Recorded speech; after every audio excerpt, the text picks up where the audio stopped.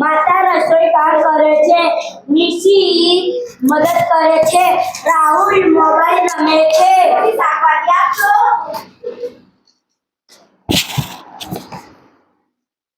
માં હું કામ પૂરું કરીને રમવા જઈ શકું છું? ના, નિશીનું છોકરો છે, તારે રમવાની છે. ચાલો તું ઘરકામ કર, તને આ બધું કામ આવડવું જોઈએ. માં હું રમવા જઈ રહ્યો છું. હા બેટા, તું રમવા જા, તું છોકરો છે, તારે આ બધું કામ શીખવાની શી જરૂર? આ કામ તો છોકરીનું છે. તો બીજો બાળકો, તમે કેમ છો? તો ચાલો આપણે જેન્ડર સમાનતા વિશે થોડી વાત કરીએ. ચાલો હું તમને કેટલાક પ્રશ્નો પૂછું, તેને તમે જવાબ આપો. શું છોકરાઓ અને છોકરીઓ સામાજિક રીતે અલગ પડે છે? ના બેન, એવું ના હોય. છોકરાઓ અને છોકરીઓ એક જ સમાન છે. શું છોકરીઓ બધી રમતો રમી શકે છે? હા બેન, છોકરીઓ બધી જ રમતો રમી શકે છે. શું છોકરાઓ ઘરકામ કરી શકે છે? સમાજમાં છોકરાઓ અને છોકરીઓ વચ્ચે ભેદભાવ કેમ છે? આવો ભેદભાવ હોવો જોઈએ? આવો ભેદભાવ ના હોવો જોઈએ.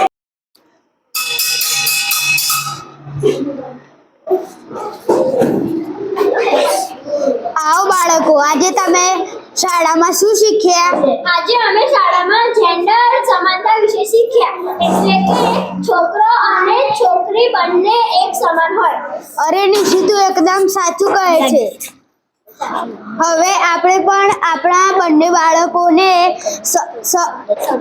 સમાન હક અને સમાન તક આપવો જોઈએ. હા, તમે સાચું કહો છો. હું બહુ મોટી ભૂલ કરતી હતી.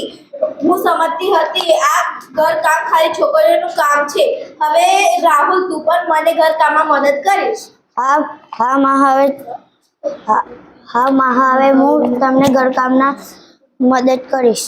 હવે હું પણ રમવા જઈશ. હા, નિશી અને રાહુલ, તમે બંને સાથે મળીને રમવા જજો.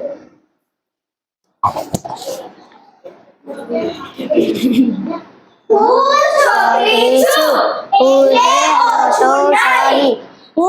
છું